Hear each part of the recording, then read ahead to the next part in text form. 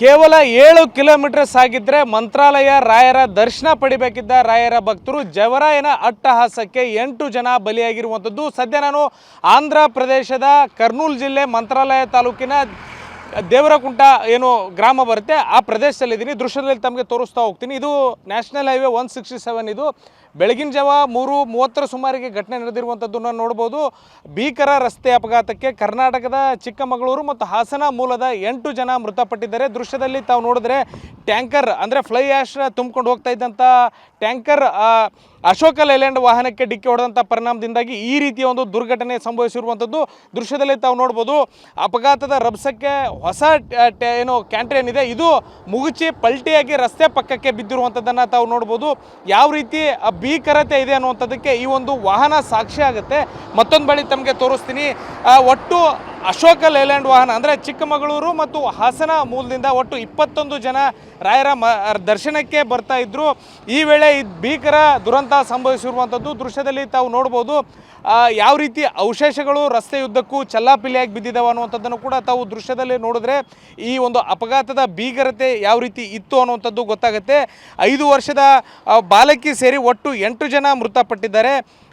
21 ಜನರ ಪೈಕಿ ಈಗಾಗಲೇ 8 ಜನ ಮೃತಪಟ್ಟಿರುವಂಥ ಹಿನ್ನೆಲೆಯಲ್ಲಿ ಉಳಿದವರಿಗೆ ಕರ್ನೂಲ್ ಜಿಲ್ಲಾ ಆಸ್ಪತ್ರೆ ಜೊತೆಗೆ ಎಮಿಗನೂರು ತಾಲೂಕು ಆಸ್ಪತ್ರೆಗೆ ದಾಖಲು ಮಾಡಿ ಚಿಕಿತ್ಸೆ ಕೊಡಿಸಲಾಗ್ತಾ ಇರುವಂಥದ್ದು. ಮತ್ತೊಂದು ಬದಿ ಪೊಲೀಸ್ ಅಧಿಕಾರಿಗಳು ಮತ್ತು RTO ಅಧಿಕಾರಿಗಳು ಘಟನಾ ಸ್ಥಳಕ್ಕೆ ಬಂದು ಘಟನೆಯ ಒಂದು ಮಾಹಿತಿಯನ್ನು ಕೂಡ ಪಡಿತಾ ಇರುವಂಥದ್ದು. ಯಾವ ರೀತಿ ದುರ್ಘಟನೆ ಸಂಭವಿಸಿತು ಮತ್ತು ಘಟನೆಗೆ ಕಾರಣ ಏನು ಅನ್ನೋಂಥದ್ರ ಬಗ್ಗೆ ವಿಸ್ತೃತವಾದಂತಹ ಒಂದು ಮಾಹಿತಿಯನ್ನು ಕಲೆ ಹಾಕಲಿಕ್ಕೂ ಕೂಡ ಅಧಿಕಾರಿಗಳ ತಂಡ ಮುಂದಾಗಿರುವಂಥದ್ದು ದೃಶ್ಯದಲ್ಲಿ ತಾವು ನೋಡ್ಬೋದು. ಈಗಾಗಲೇ ಜಿಲ್ಲಾ ಮಟ್ಟದ ಪೊಲೀಸ್ ಅಧಿಕಾರಿಗಳಾಗಿರ್ಬೋದು ಮತ್ತು RTO ಅಧಿಕಾರಿಗಳು ಕೂಡ ಘಟನಾ ಸ್ಥಳಕ್ಕೆ ಬಂದು ಮಾಹಿತಿಯನ್ನು ಪಡಿತಾ ಇದ್ದಾರೆ.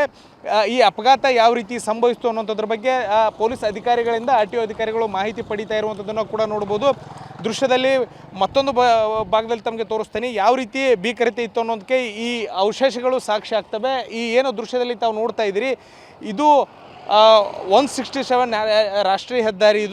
ಇದೇ ಒಂದು ಹೆದ್ದಾರಿಯಲ್ಲಿ ಘಟನೆ ಸಂಭವಿಸಿರುವಂಥದ್ದು. ಸಾಕಷ್ಟು ಜನ ಸ್ಥಳೀಯರು ಕೂಡ ಘಟನಾ ಸ್ಥಳಕ್ಕೆ ಬಂದು ಘಟನೆಯ ಒಂದು ಏನು ದೃಶ್ಯ ಇದೆ ಅದನ್ನು ನೋಡಲಿಕ್ಕೆ ಅಲ್ಲೊಂದು ಕಡೆ ಆತಂಕದಲ್ಲಿ ನೋಡ್ತಾ ಇದ್ದಾರೆ. ಮತ್ತೊಂದು ಬದಿಯಲ್ಲಿ ನಿಮಗೆ ಅಶೋಕ ಲೇಲ್ಯಾಂಡ್ ವಾಹನ ಏನಿದೆ ಅದನ್ನು ಕೂಡ ತಮಗೆ ತೋರಿಸುವಂಥ ಪ್ರಯತ್ನ ಕೂಡ ಮಾಡ್ತೀನಿ. ಒಟ್ಟು 21 ಜನ ಏನು ನಿನ್ನೆ ರಾತ್ರಿ ಚಿಕ್ಕಮಗಳೂರಿಂದ ಹೊರಟಿದ್ರು. ಆದರೆ ಮಾರ್ಗ ಮಧ್ಯೆ ಅಂದರೆ ಇನ್ನೂ 7 ಕಿಲೋಮೀಟರ್ ತಲುಪಿದ್ರೆ ಮಂತ್ರಾಲಯದ ರಾಯರ ದರ್ಶನ ಪಡಿತಾ ಇದ್ದರು. ಆದರೆ ಮಾರ್ಗ ಮಧ್ಯೆ ಈ ರೀತಿ ಒಂದು ಭೀಕರ ದುರಂತ ನಡೆದು ಹೋಗಿರುವಂಥದ್ದು. ಕಲಬುರಗಿಯಿಂದ ತುಮಕೂರು ಕಡೆ ಹೊರಟಿದ್ದಂತಹ ಏನು ಕ್ಯಾಂಟರ್ ಇದೆ ಇದು ಈ ಒಂದು ಅಶೋಕ ಲೇಲ್ಯಾಂಡ್ ವಾಹನಕ್ಕೆ ಡಿಕ್ಕಿಯಾಗಿ ಈ ರೀತಿ ಒಂದು ದುರ್ಘಟನೆ ಸಂಭವಿಸಿರುವಂಥದ್ದು.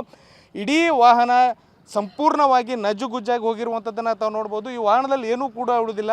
ಈ ಒಂದು ದೃಶ್ಯ ನೋಡಿದ್ರೆ ಅಪಘಾತದ ಭೀಕರತೆ ಮತ್ತು ಎಷ್ಟು ವೇಗದಲ್ಲಿ ವಾಹನಗಳಿದ್ದವು ಅನ್ನುವಂಥದ್ದಕ್ಕೆ ಸಾಕ್ಷಿಯಾಗಿ ನಿಲ್ಲುತ್ತೆ. ಸದ್ಯ 8 ಜನ ಮೃತಪಟ್ಟಿದ್ದಾರೆ. ಆದರೆ ಇನ್ನೂ ಸಾವು ನೋವುಗಳು ಹೆಚ್ಚಾಗುವಂಥ ಸಾಧ್ಯತೆ ಇದೆ ಅಂಥೇಳಿ ಪೊಲೀಸ್ ಮೂಲಗಳು ಕೂಡ ಹೇಳ್ತಾ ಇರುವಂಥದ್ದು. ಸದ್ಯ ಕರ್ನೂಲು ಜಿಲ್ಲಾಸ್ಪತ್ರೆಗೆ ಗಂಭೀರವಾಗಿ ಗಾಯಗೊಂಡವ್ರನ್ನ ಕೂಡ ದಾಖಲು ಮಾಡಿ ಚಿಕಿತ್ಸೆ ಕೊಡಿಸಲಾಗ್ತಾ ಇರುವಂಥದ್ದು. ಮತ್ತೊಂದು ಕಡೆ ಕೆಲವರನ್ನು ಎಮಗನೂರು ತಾಲೂಕು ಆಸ್ಪತ್ರೆಗೂ ಕೂಡ ದಾಖಲು ಮಾಡಿರುವಂಥದ್ದು. ದೃಶ್ಯದಲ್ಲಿ ಏನು ಅಶೋಕ ಲೇಲ್ಯಾಂಡ್ ಈ ಗೂಡ್ಸ್ ವಾಹನ ಇದೆ ಈ ಚಲ್ಲಾಪಿಲ್ಲಿಯಾಗಿ ಹೋಗಿರುವಂಥದ್ದು ಅಂದರೆ ನಜ್ಜುಗುಜ್ಜಾಗಿರುವಂಥ ಹಿನ್ನೆಲೆಯಲ್ಲಿ ಒಳಗಡೆ ಇದ್ದಂಥ ಪ್ರತಿಯೊಂದು ಪಾರ್ಟ್ಸ್ ಕಿತ್ತು ಹೊರಗಡೆ ಬಂದಿರುವಂಥದ್ದನ್ನು ನಾವು ನೋಡಿದ್ರೆ ಇದರಲ್ಲಿ ಏನು ಮುಂಭಾಗದಲ್ಲಿ ತಾವು ನೋಡ್ತಾ ಇದ್ದೀರಿ ಈ ಭಾಗದಲ್ಲಿ ಮೃತದೇಹಗಳು ಸಿಲುಕಿ ಹಾಕ್ಕೊಂಡಿದ್ದು. ಬೆಳಗಿನ ಜಾವ ಪೊಲೀಸರು ರಕ್ಷಣಾ ಕಾರ್ಯದ ವೇಳೆ ಈ ಮೃತದೇಹಗಳನ್ನು ಹೊರಗಡೆ ತೆಗಿಲಿಕ್ಕೂ ಕೂಡ ಸಾಧ್ಯ ಆಗಲಿಲ್ಲ.